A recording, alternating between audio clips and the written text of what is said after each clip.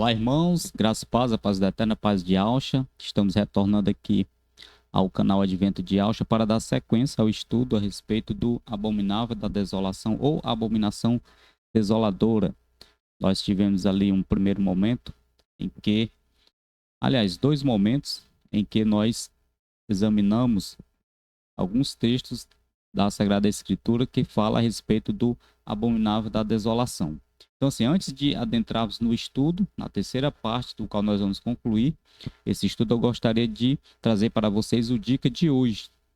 Lembrando que nós fizemos aqui no nosso canal o lançamento de uma ideia, um projeto de a cada vez que nós apresentarmos um vídeo, nós iríamos mostrar para os irmãos um livro que nós usamos aqui no canal como fonte de pesquisa, como fonte de estudo para a igreja. Então, assim, o dica de hoje, eu gostaria de apresentar para os irmãos este livro aqui de Edward Gibbon. Edward Gibbon, ele foi um historiador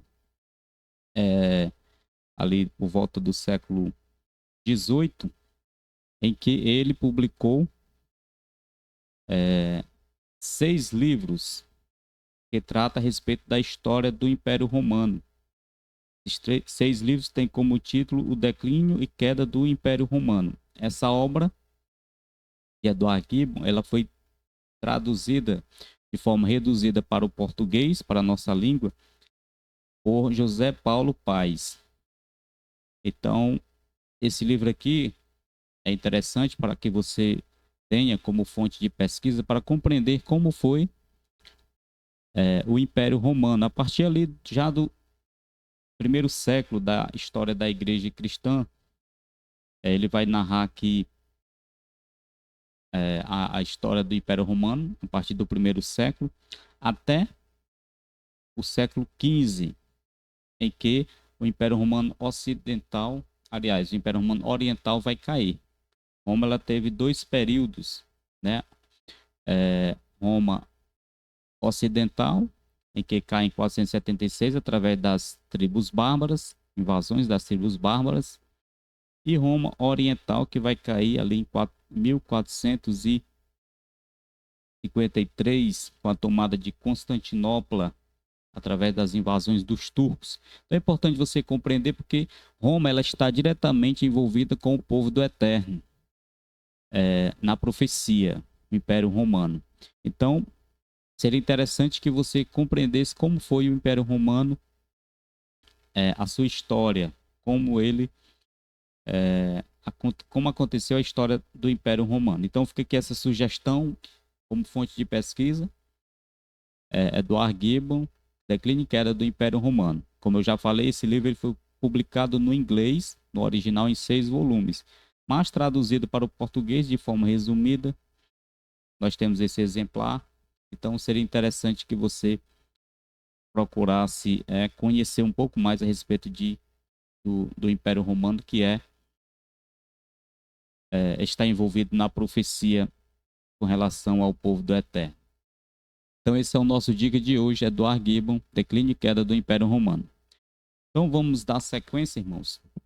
Como eu estava falando, o nosso estudo a respeito do abominável da desolação,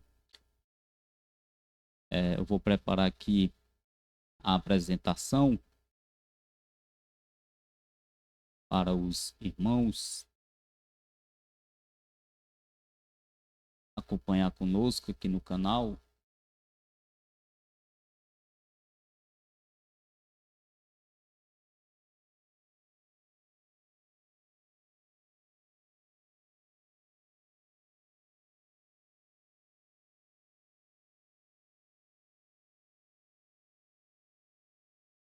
Então vamos iniciar aqui, aliás, dar sequência.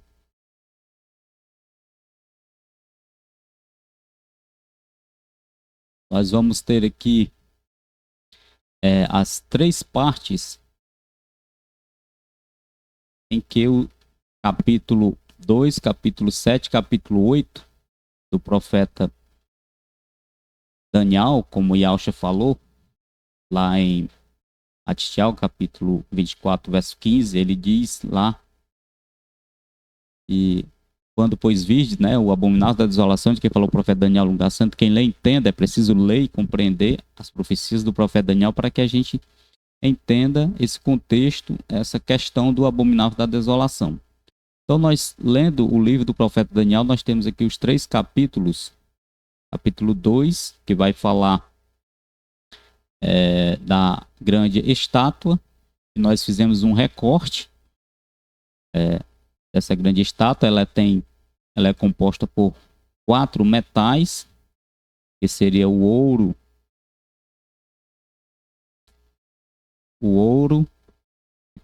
ali formando a cabeça,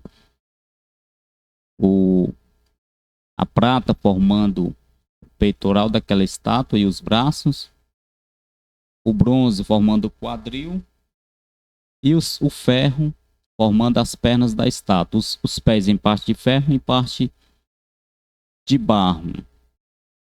Então essa é a primeira característica, porque esses 4 metais nós sabemos vão representar os 4 impérios mundiais a partir de Babilônia. E nós nos fizemos o recorte porque a parte que vai originar a abominação da desolação é justamente as pernas de ferro da estátua. Assim como no capítulo 7, nós temos o animal, aliás, a visão do profeta com relação a 4 animais.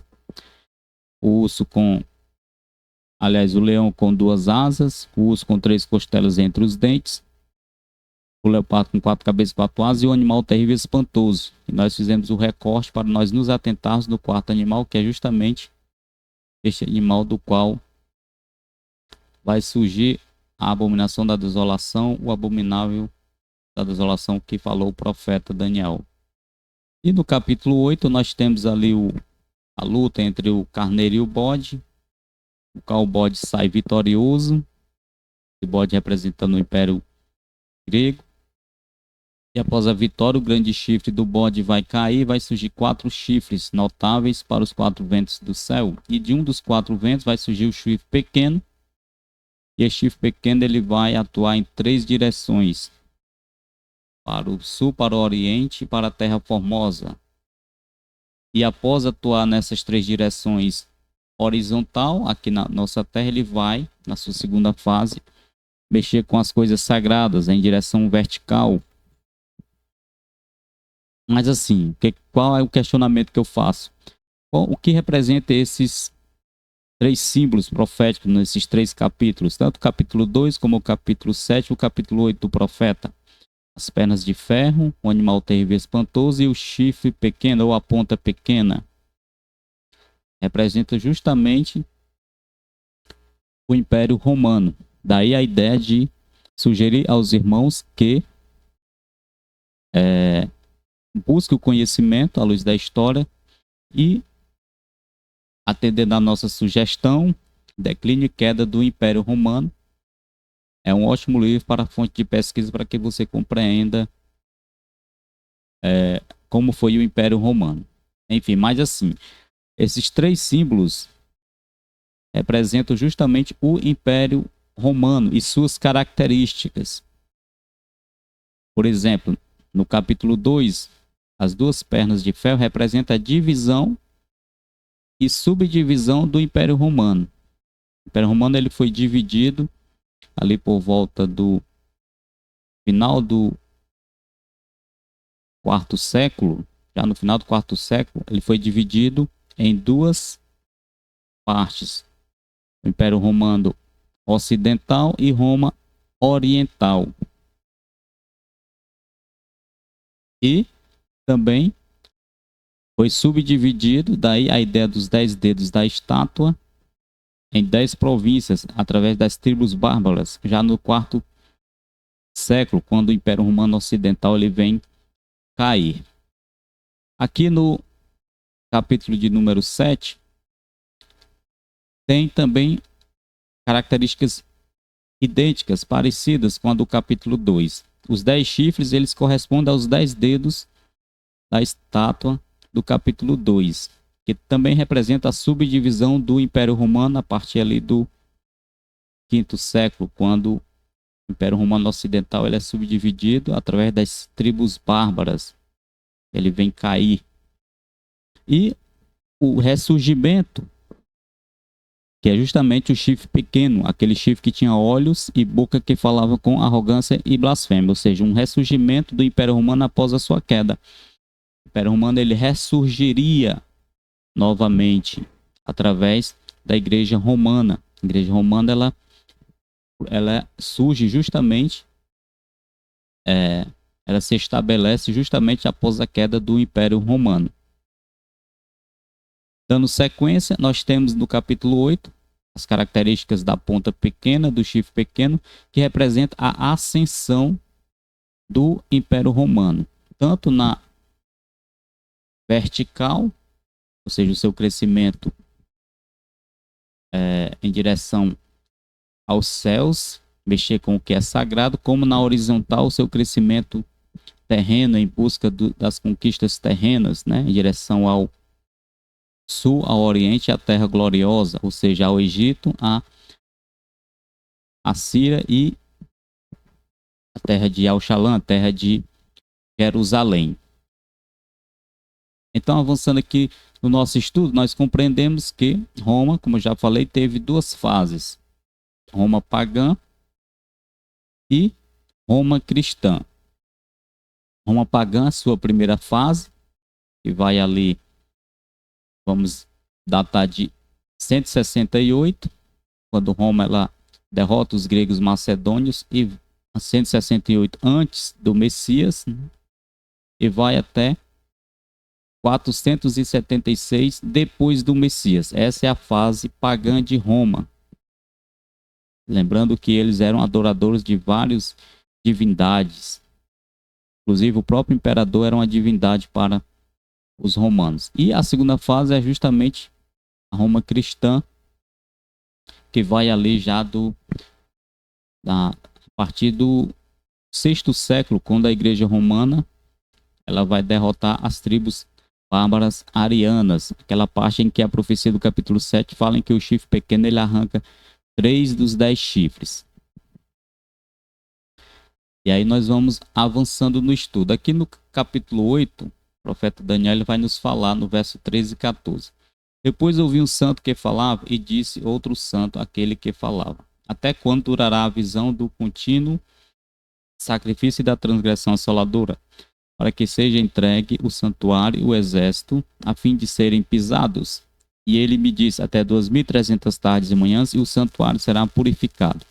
Então veja que o anjo aqui ele está falando de uma purificação do santuário e um tempo determinado, 2.300 tardes e manhãs, e o santuário será purificado. Só que nós sabemos que o santuário não pode ser o templo de Al-Shalom, o templo de Jerusalém, porque o mesmo havia sido destruído pelos romanos ali no primeiro século, entre o ano 66 e 70 do primeiro século. Foi destruído pelo general Tito e seu exército. Então aqui em Daniel 11, nós vamos ter a seguinte mensagem, 11 verso 31. E sairão a ele uns braços, que profanarão o santuário e a fortaleza, e tirarão o contínuo sacrifício, estabelecendo a abominação desoladora. Então vejam aqui, que em Daniel 11 verso 31 fala que a abominação desoladora iria se estabelecer, ou seja, iria ser colocada, iria ser posto. Aonde? No santuário. O santuário seria profanado. A questão é: que santuário seria esse, irmãos? E é isso que nós vamos tentar responder aqui nesse estudo, para concluir essa questão do abominável da desolação, ou a abominação desoladora. Então o profeta Daniel também no capítulo 12, ele vai nos falar. Verso 11 e 12. E desde o tempo em que o contínuo sacrifício for tirado e posta a abominação desoladora, haverá 1.290 dias. Bem-aventurado o que espera e chega até 1.335 dias. Então nós temos aqui, mais uma vez, que a abominação da desolação ou abominação desoladora seria instalada, seria posta dentro do santuário, e que o contínuo sacrifício ele seria tirado. Então nós temos que entender essas coisas. E tem também a questão do tempo, né?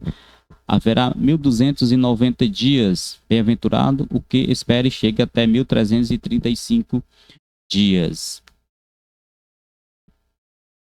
Então nós temos aqui duas questões. Nós temos que responder a questão do santuário. E que santuário seria esse? Santuário celestial e o templocentrismo. Essa é a questão, o ponto em que nós devemos focar. Santuário celestial. O Eterno pede ao seu povo, lá em Êxodo 25, verso 8, diz assim: E me farão um santuário, e habitarei no meio deles.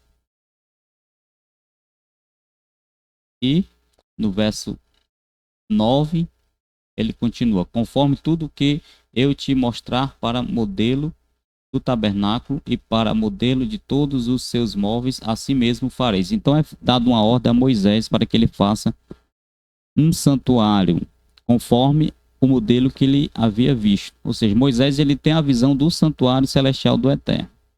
O Eterno pede que ele faça uma cópia, uma réplica deste santuário. Moisés vai construir justamente o tabernáculo.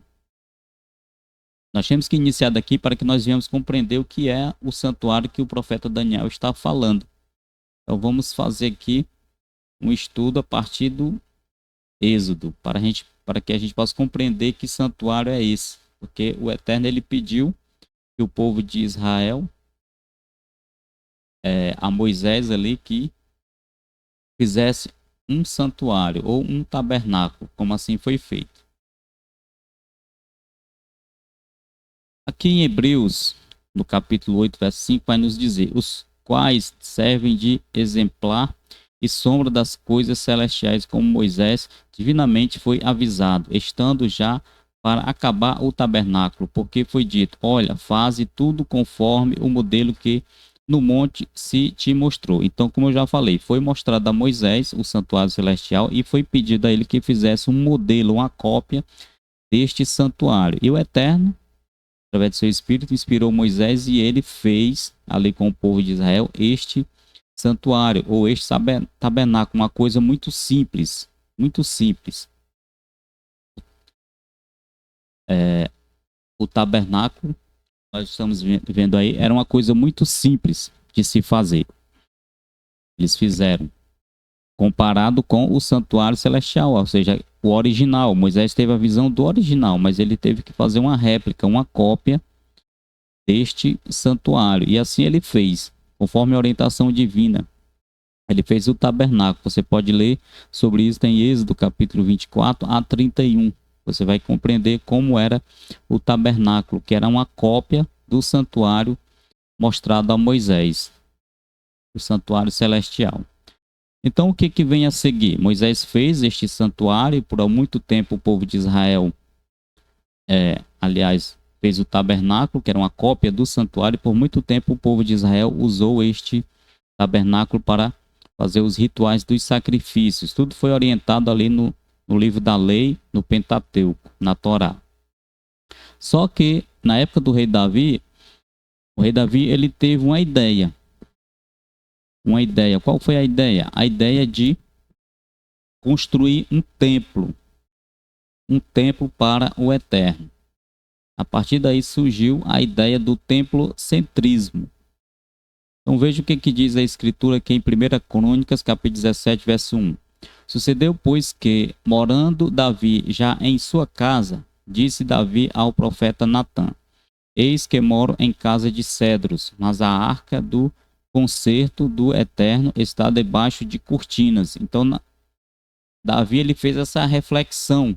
Ele morava em uma casa boa, de cedro, mas a arca do Eterno, ou seja, a arca da aliança, a arca do concerto, em que estavam os 10 mandamentos, estava debaixo de uma tenda, ou seja, o tabernáculo que Moisés havia feito e havia orientado o povo a fazer ali na época do Êxodo, já tinha passado muitos e muitos anos, já aqui na época do rei Davi, esse tabernáculo ainda estava, né, sendo usado para o povo fazer os rituais do sacrifício conforme o Eterno havia pedido.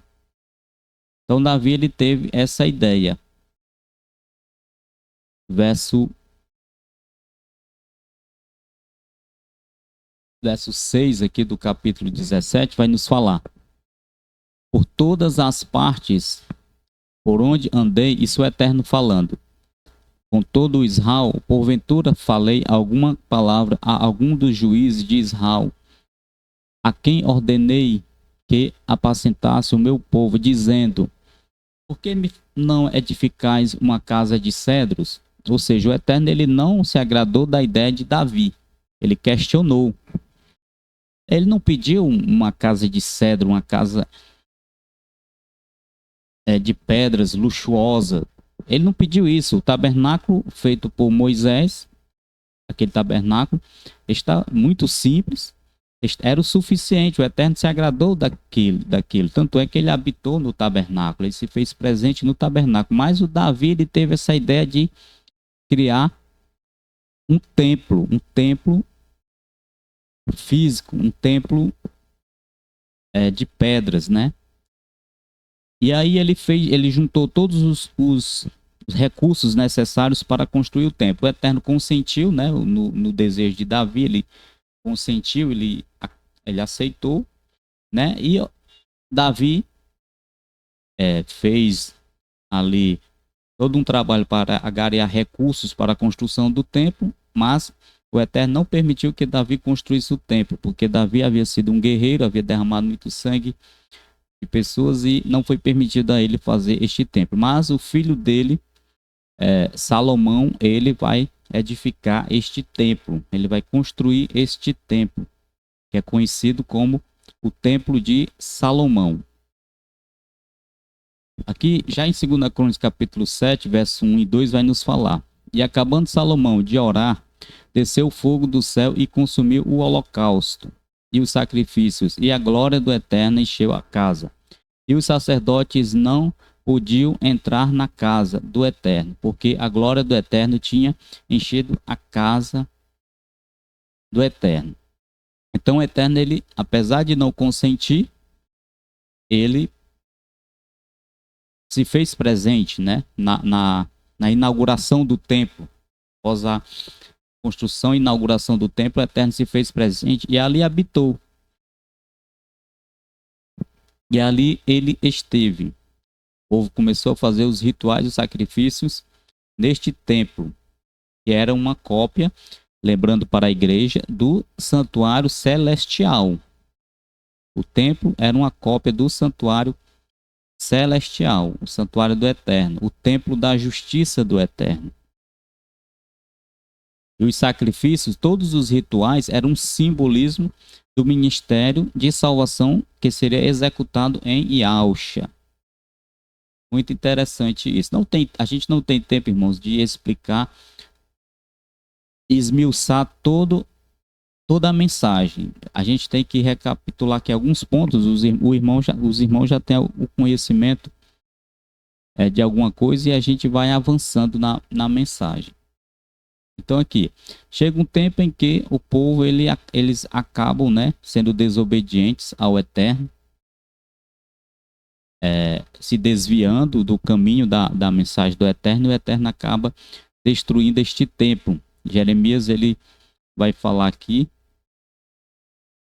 no capítulo 52, verso 13, ele diz assim: e queimou a casa do Eterno e a casa do rei, e também a todas as casas de Al-Shalom, e incendiou todas as casas dos grandes. Então, esse templo magnífico que Davi desejou construir e Salomão construiu, executou o projeto, acabou sendo destruído aqui por Nabucodonosor. Nabucodonosor ele vai ser enviado pelo Eterno, e assim ele destrói esse templo, fazendo justiça por causa dos muitos pecados que o povo estava cometendo, o desvio, a idolatria. O povo se afastou muito dos ensinamentos da Torá do Eterno. Enfim, o Eterno havia advertido, levantou vários profetas, entre eles Jeremias, para advertir o povo, e o povo não se arrependeu, até que o Eterno interveio e destruiu aquele templo, usando ali Babilônia, e arrasou com aquele templo. E o povo foi levado cativo para a Babilônia, onde lá passou 70 anos. Até que, após os 70 anos, quando os medos e persas eles vão conquistar Babilônia, vai ser dada a ordem, através de Artaxerxes, vai ser dada a ordem, em 457 já, antes do Messias, para que o povo retorne e reconstrua a cidade e o templo. E assim acontece. O povo vem e reconstrói a cidade, reconstrói o templo. Então nós vamos ter aqui o segundo templo. Só que nesse segundo templo não tinha mais a presença da arca. A arca ela desapareceu. Existem muitos arqueólogos aí que estão à procura da arca dos 10 mandamentos. Seria um achado assim arqueológico extraordinário, mas até hoje não se encontrou a arca da aliança, onde estavam ali as tábuas da lei, as tábuas de pedra escritas pelo dedo do Eterno. Acredita-se que um anjo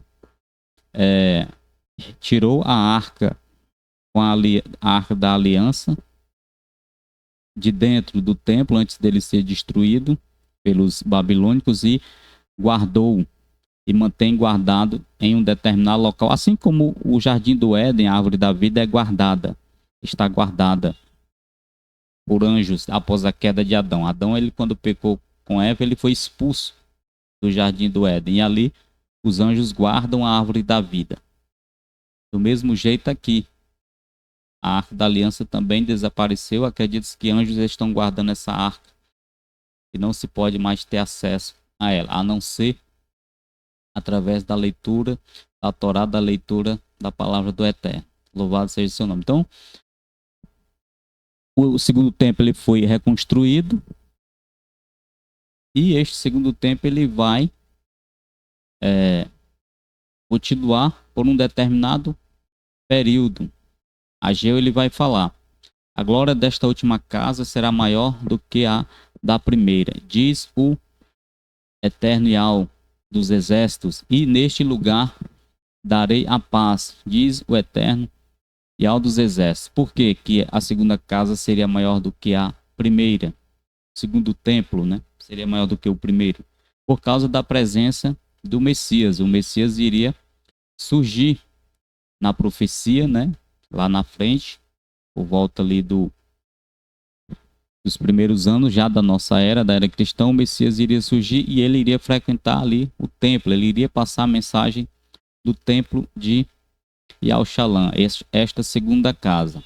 Aqui em Matitial, capítulo 24, verso 1 e 2, aqui vai nos falar: e quando Yausha ia saindo do templo, aproximaram-se dele os seus discípulos para lhe mostrarem a estrutura do templo.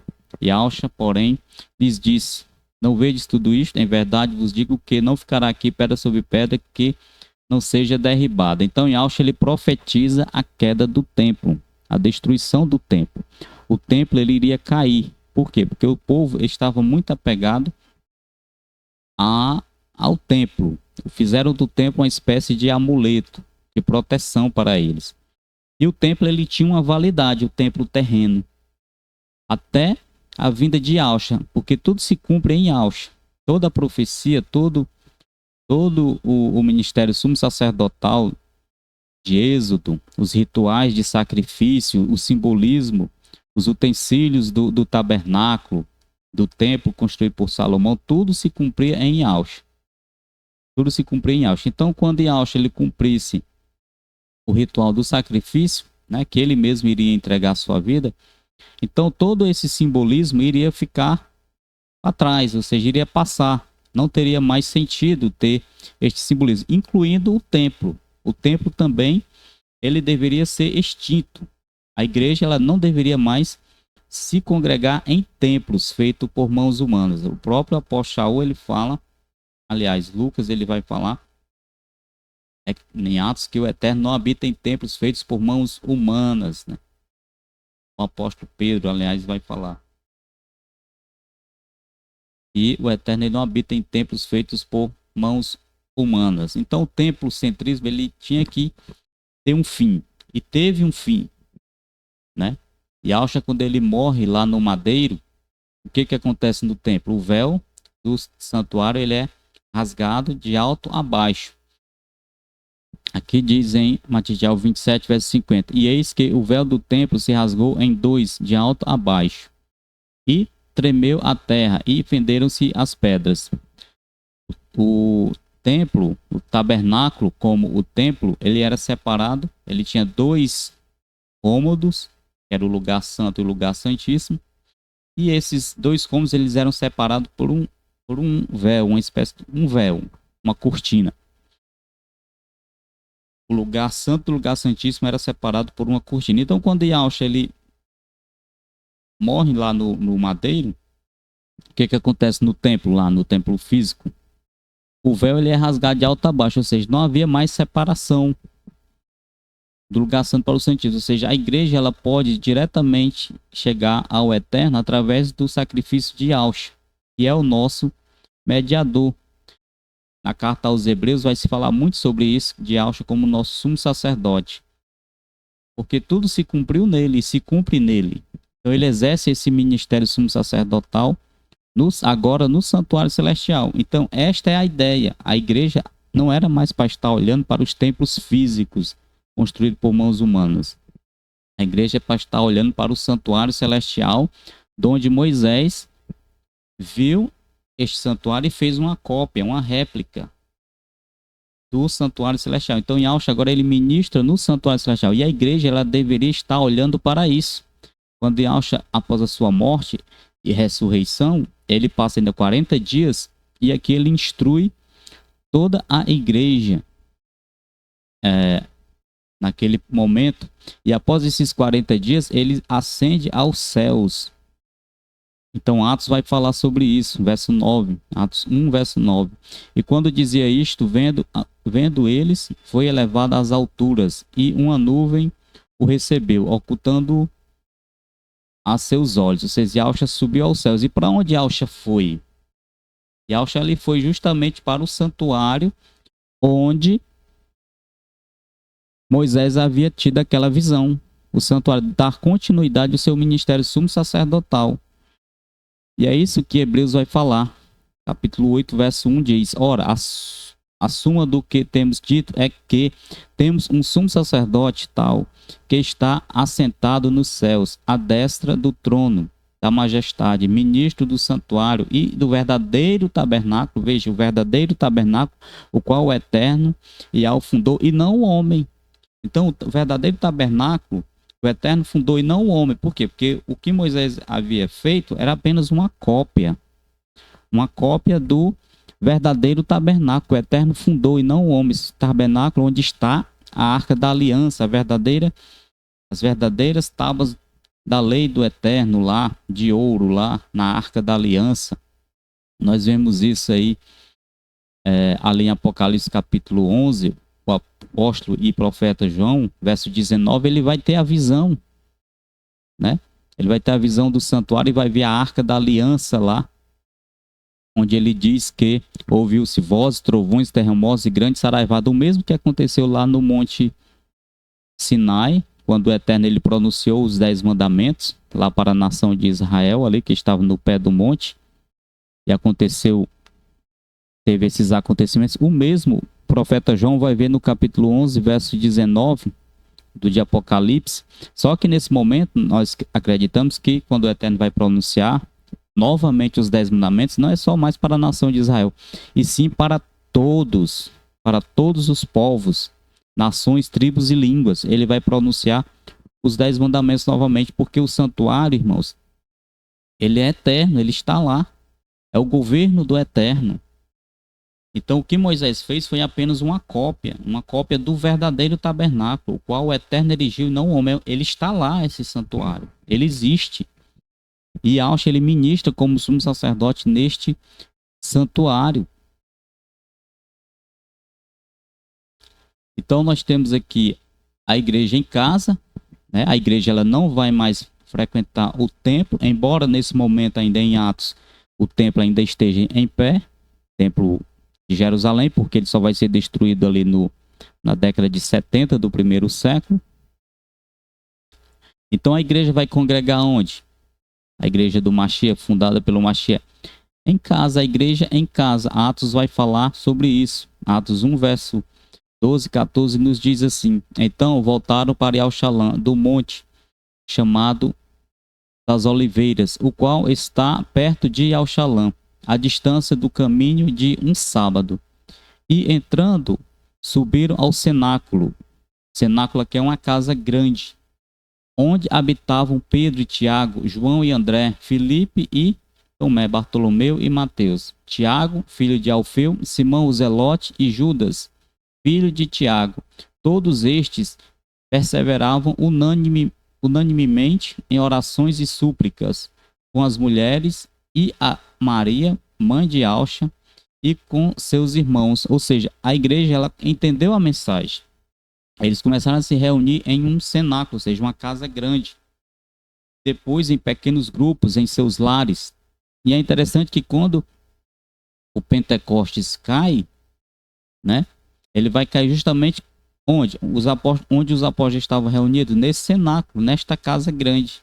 Ele não cai no templo lá, que o templo nesse momento ainda estava existindo. Então aqui, o Pentecostes, Atos capítulo 2, verso 1 a 4, vai nos dizer: cumprindo-se o dia de Pentecostes, que era os 50 anos do jubileu, estavam todos reunidos no mesmo lugar, e de repente veio do céu um som como de um vento veemente e impetuoso, e encheu toda a casa em que estavam assentados, e foram vistas por eles línguas repartidas como que de fogo, as quais pousaram sobre cada um deles, e todos foram cheios do Espírito Santo, e começaram a falar em outras línguas, conforme o Espírito Santo lhes concedia que falasse.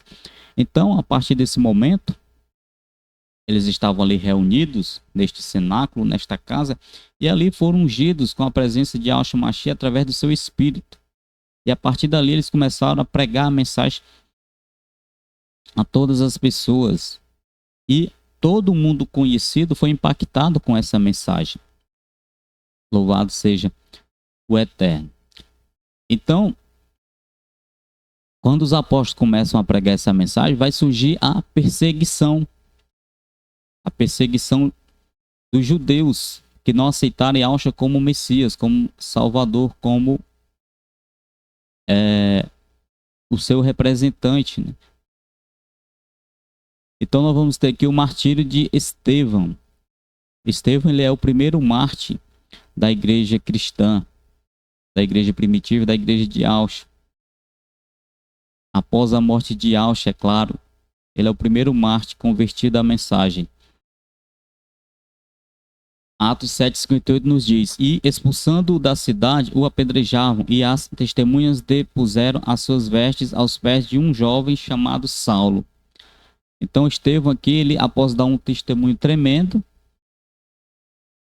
a respeito da pessoa de Yahshua, né, e de como os judeus haviam o rejeitado, não só ele, mas todos os profetas que vieram antes dele, então ele também é apedrejado. E estava ali quem? Um jovem chamado Saulo. Então nós temos aqui a primeira perseguição à igreja, após a morte de Estevão. Saulo, justamente aquele que estava ali, assistindo ao apedrejamento de Estevão. Atos 8, verso 3 vai nos falar: e Saulo assolava a igreja, entrando pelas casas e, arrastando homens e mulheres, os encerrava na prisão. Então Saulo, ele entrava aonde? Nas casas. Por que nas casas? Porque era nas casas que as igrejas estavam congregando, né? Ou seja, o templo não tinha mais sentido continuar o templo. Por quê? Porque a igreja agora deveria ser constituída de pequenos grupos em casa, de casa em casa, deveria ser ministrada a mensagem. A mensagem do templo passou. A igreja agora deveria estar focada em Yahshua, que estava como nosso sumo sacerdote no verdadeiro tabernáculo, o verdadeiro santuário do qual o Eterno erigiu, e não o homem, como hoje ele está lá. E a igreja que está em casa deveria estar focada neste templo, neste santuário, e não nos templos que está construído pelo homem. Só que o apóstolo Shaul, o apóstolo Paulo, ele vai falar do ministério da injustiça ou ministério da iniquidade que iria surgir. Segundo Tessalonicenses 2, verso 7 diz assim: porque já o mistério da injustiça opera, somente há um que agora resiste até que do meio seja tirado. Então, o mistério da injustiça era justamente os judeus, eles continuavam realizando os sacrifícios de animais no templo.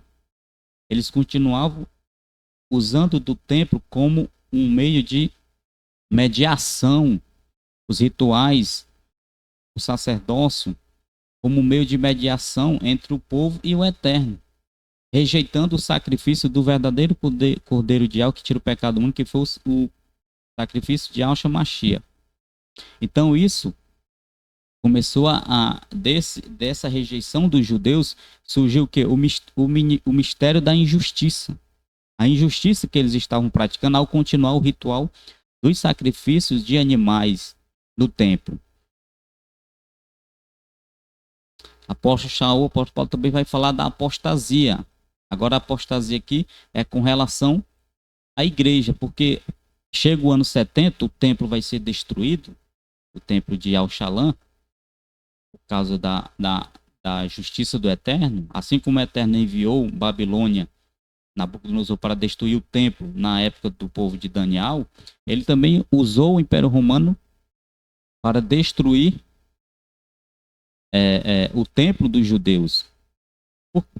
Como que ele usou? Na realidade, não é que ele usa, ele retira sua proteção. Esse é o verdadeiro termo. O Eterno, ele retira sua proteção e o inimigo, ele avança.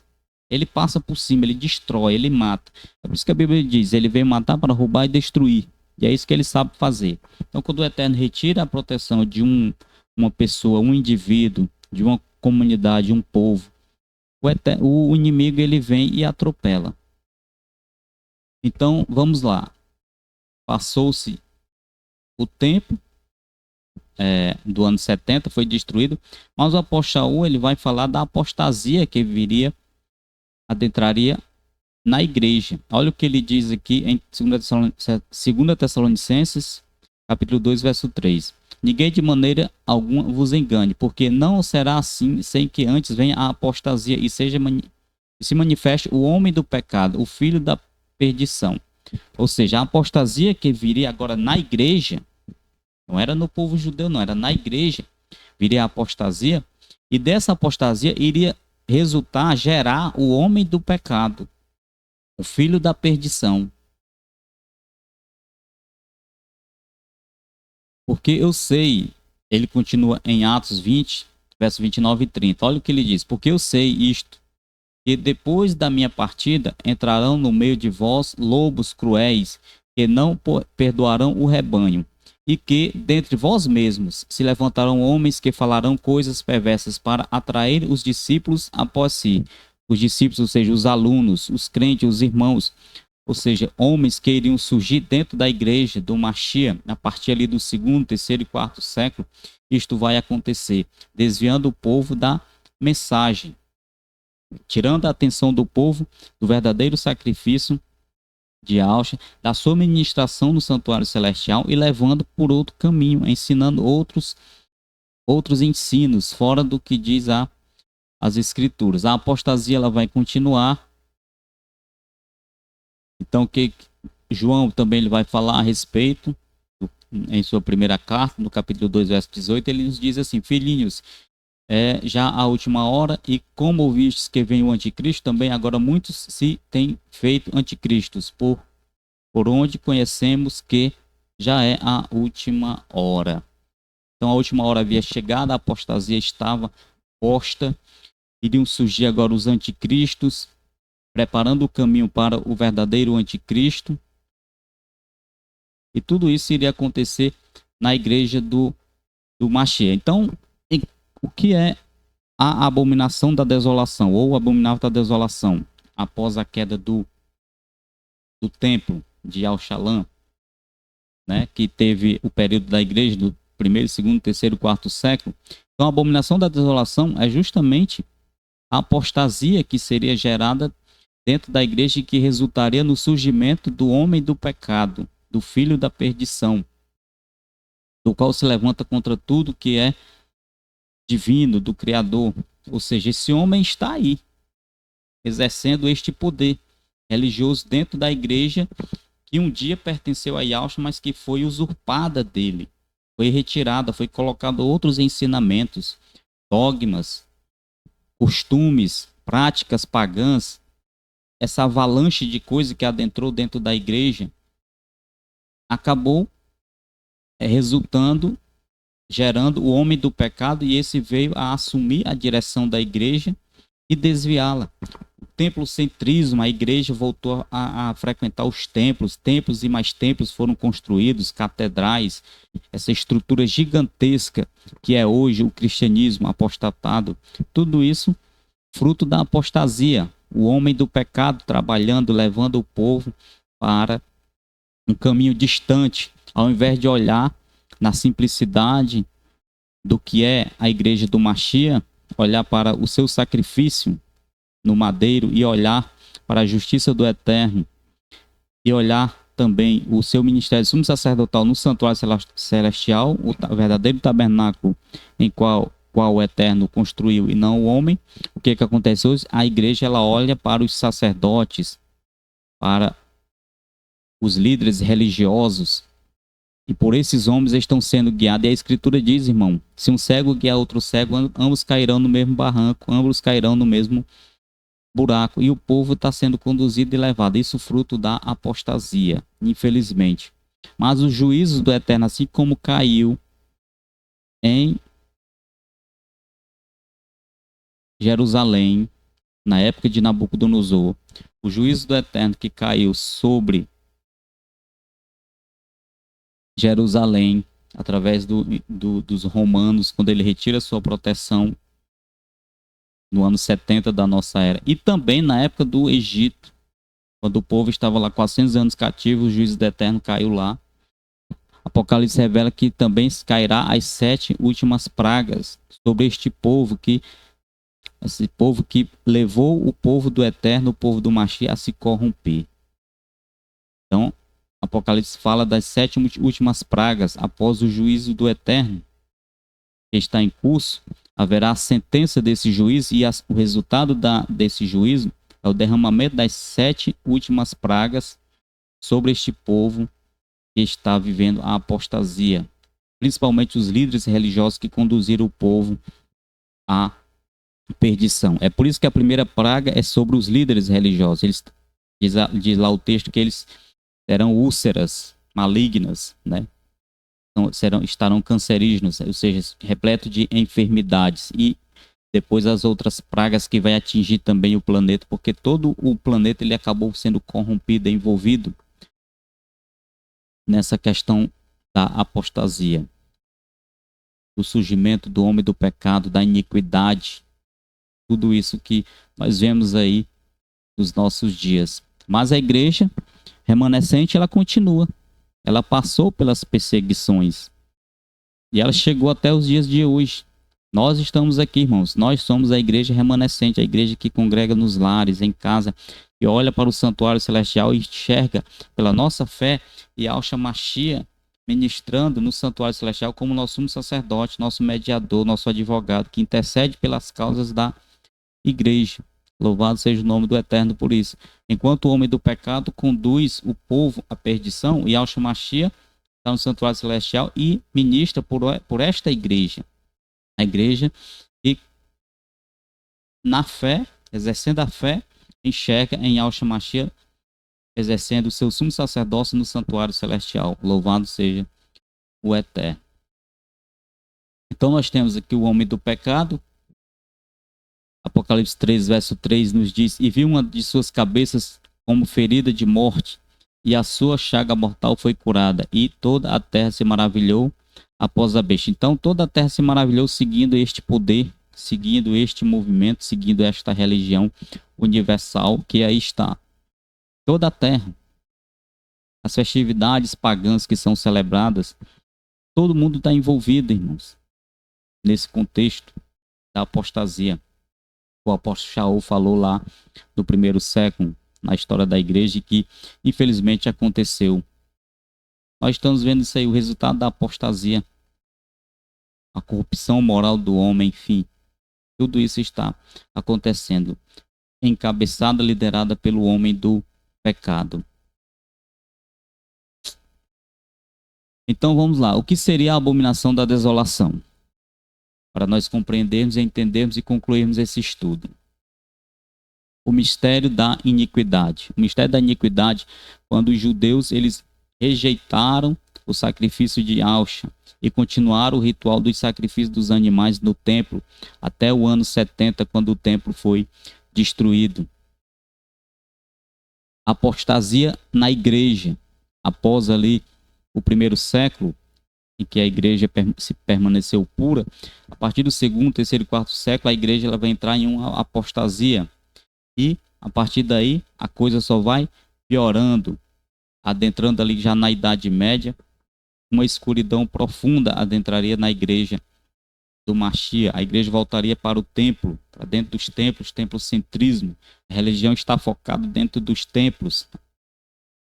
E as pessoas estão sendo envolvidas nessa questão e praticando os ensinos, os dogmas, os costumes, a tradição da igreja, fora do que diz as escrituras. Então a apostasia ela está aí na igreja institucional, mas a igreja remanescente, nos últimos dias ela também persevera ao lado da grande igreja apóstata, olhando para o ministério de Yahshua Mashiach no santuário celestial, aguardando a hora do seu retorno, a hora da sua vinda, para resgatar esta igreja.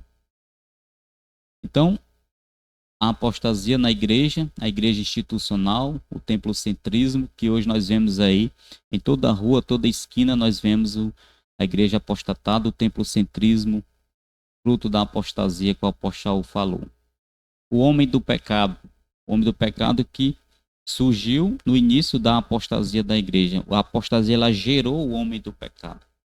E o homem do pecado ele toma a frente e conduz esse povo à perdição. Um cego guiando outro cego, ambos cairão no mesmo barranco, ambos cairão no mesmo buraco. O templocentrismo, né? O homem do pecado trouxe a igreja para dentro do templocentrismo. Eu falei agora há pouco. O templocentrismo ele é fundamental para essa ideia de igreja institucional que nós vivemos hoje nos nossos dias. Os megatemplos, as grandes estruturas religiosas. Nós lembremos que quando o Eterno pediu para que Moisés fizesse um santuário, para que ele habitasse, pudesse habitar no meio do povo, foi uma coisa simples, um tabernáculo, uma coisa, né, com panos, madeira, enfim, coisa simples do povo, para que ele pudesse habitar no meio. E ali ensinou a praticar o ritual do sacrifício dos animais, simbolizando a morte de Yahshua Mashiach, que viria depois para pagar o salário do pecado com a morte, se derramar o seu próprio sangue, assim se cumpriu. Mas o templocentrismo está aí, tirando a atenção do povo do santuário celestial, do juízo do Eterno, e focando a atenção do povo na tradição, na religião, do qual os homens ensinam os dogmas e costumes, enfim, que nós estamos vendo aí, presenciando dia a dia. Os muitos anticristos também resultaria, é fruto desses acontecimentos. Isso tudo é a abominação da desolação que se estabeleceu, se instalou dentro da igreja institucional. Os muitos anticristos e, por fim, irmãos, o anticristo. O anticristo está para surgir. O verdadeiro anticristo, a Satã, ele irá aparecer. Satanás ele irá aparecer travestido como anjo de luz e será recebido por esse povo. Será recebido por esse povo como se fosse o verdadeiro Messias que tenha voltado. E aí culminará na abominação da desolação. Então, irmãos, concluindo aqui esse estudo, espero que vocês tenham entendido. A abominação da desolação é um conjunto de coisas que aconteceu no decorrer da história da igreja que culminou no resultado que está aí a olho nu, nós podemos ver. Mas é para compreender e entender essas coisas, nós temos que ter o Espírito do Eterno. É impossível nós entendermos essas coisas sem o Espírito do Eterno. É por isso que a igreja ela precisa invocar a presença do Eterno, do seu Espírito, para que possa compreender a mensagem dos últimos dias. Porque senão nós seríamos envolvidos. E Yahshua fala que os dias serão abreviados para a vinda dele, porque senão ninguém seria salvo. O mundo seria envolvido nesse contexto religioso que aí está. Yahshua diz que por acaso acharei fé no mundo, né, quando ele voltar. Por que ele não achará fé? Porque as pessoas estarão envolvidas na tradição, nas festas religiosas pagãs, enfim, vivendo esse movimento religioso que é crescente a cada dia. E isso, se Yahshua não antecipar a sua vinda, não vier logo, a igreja remanescente também seria corrompida. Porque é uma, como se diz, uma bola de neve, só cresce, só cresce, só cresce. Infelizmente. Mas louvado seja o Eterno por sua misericórdia, que ele conceda o seu perdão a cada um de nós. Que nós possamos compreender e entender essas mensagens. É um estudo, irmão, confesso, muito complexo de se fazer. Não é fácil dar esse estudo, passar essa mensagem nesses termos que nós estamos aqui apresentando. Mas eu oro que o Eterno, através do seu Espírito, abra sua mente, seu coração e que você compreenda essa mensagem. Que o homem do pecado, ele não envolva nem eu, nem você, nem os seus, enfim, nem os nossos. Louvado seja o nome do Eterno por isso. Que nós possamos estar preparados para o retorno de Yahshua Mashiach, que acredito breve estará acontecendo. Que assim seja. Louvado seja Yahweh dos Exércitos. Aleluia.